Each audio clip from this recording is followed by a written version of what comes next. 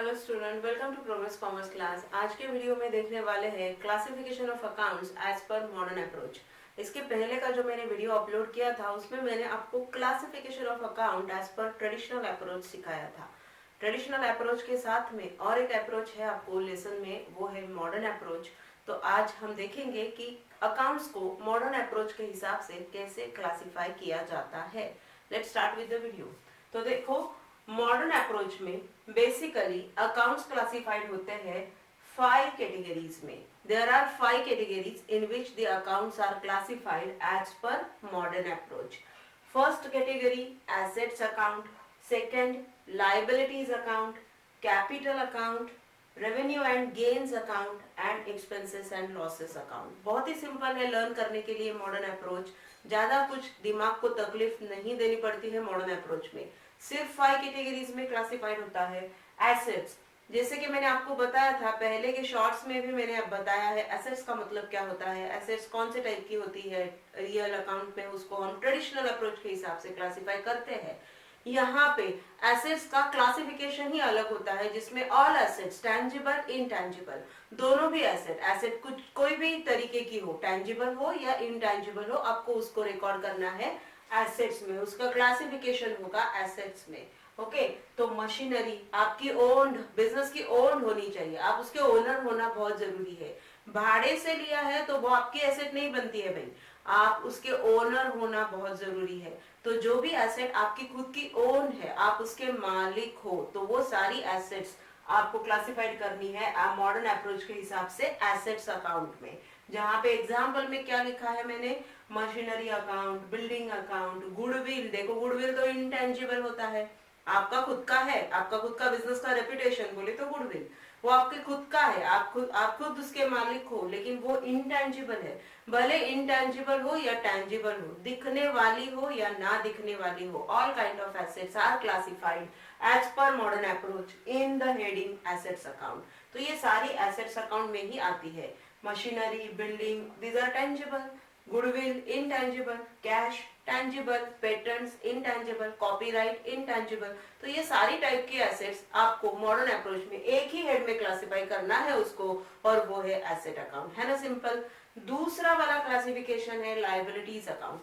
तो लायबिलिटीज क्या होता है, बिजनेस से किसी को भी पेमेंट अगर करना है, बिजनेस ने किसी को भी पेमेंट करना है, तो वो सारी होती है लायबिलिटीज। ओके, तो जैसे अगर मेरा बिजनेस है, प्रोग्रेस कॉमर्स क्लास की मैं ओनर हूँ और मैंने लोन लिया है, बैंक से लोन लिया है, तो भाई बैंक लोन मुझे कभी ना कभी तो देना पड़ेगा, मेरे लिए वो लायबिलिटी है। Bank loan, bank overdraft, thereafter creditors, जिनसे मैं क्रेडिट पे गुड्स परचेस करती हूँ, तो पेमेंट मुझे कभी ना कभी करना पड़ेगा, तो creditors account, bank loan account, outstanding expenses, जैसे कि मेरा रेंट देना बाकी रह गया, इंटरेस्ट आउटस्टैंडिंग रह गया साल के एंड में, तो वो सब मुझे पैसा कभी ना कभी देना है, तो वो बन जाती है मेरी लायबिलिटी। तो जिस चीज के लिए बिजनेस से पैसा देना होता है, बिजनेस को पैसा देना होता है, बिजनेस के लिए वो होती है लायबिलिटीज। तो creditors, bank loan, outstanding expenses, bank overdraft, ये सब मेरी लायबिलिटीज है, जिसका क्लासिफिकेशन, ये किसी भी टाइप की लायबिलिटी हो, उसका classification as per modern approach हमें करना है लायबिलिटीज अकाउंट में। तो मॉडर्न अप्रोच से अगर आपको क्लासिफिकेशन पूछते हैं, तो जो भी आपको बिजनेस से देना है, जो आउटस्टैंडिंग है आपके, जिसके लिए आपको पैसा देना है, वो सारी होती है आपकी liabilities. Thereafter next category as per modern approach is capital account. Capital account मतलब proprietor, investment made by the proprietor in the business on his own. Business में जो प्रोप्राइटर पैसा डालता है वो होता है उसका capital.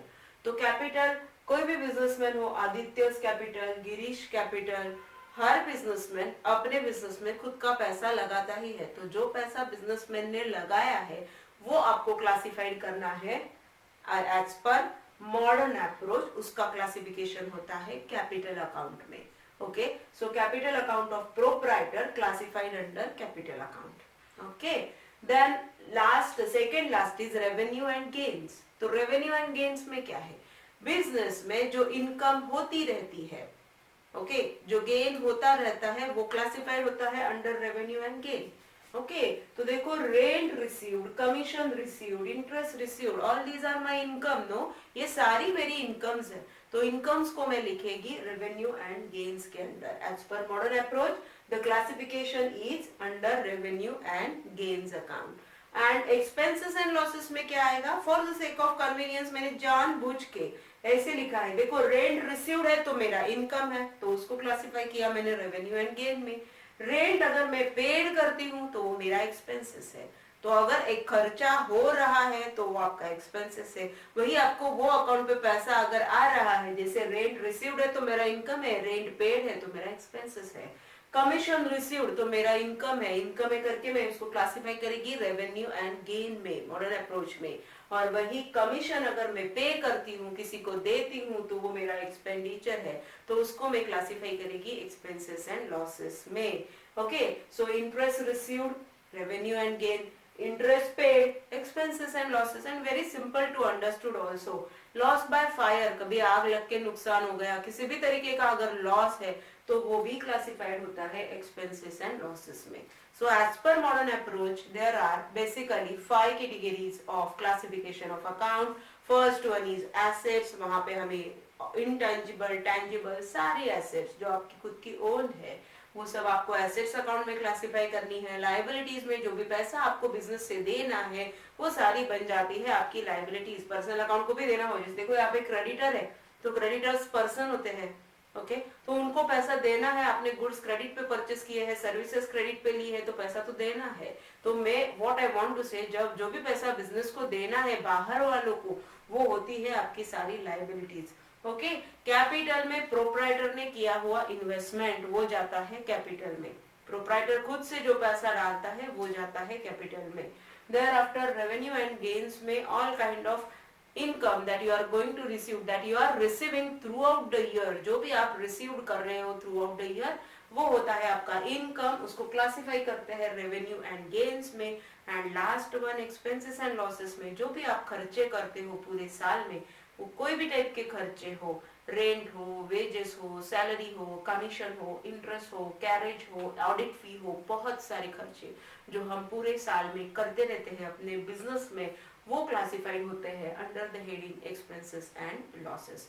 So my dear student, this is all about modern approach. ये मॉडर्न अप्रोच है, classification of accounts as per modern approach exam में आ सकता है। आपको ये 5 कैटेगरीज में गेस करके लिखना है, अलग अलग अकाउंट्स देंगे आपको और ये 5 कैटेगरीज में उसका क्लासिफिकेशन आपको लिखना है। आज का वीडियो आपको कैसा लगा, अच्छा लगा तो please like share and subscribe progress commerce class. Thank you.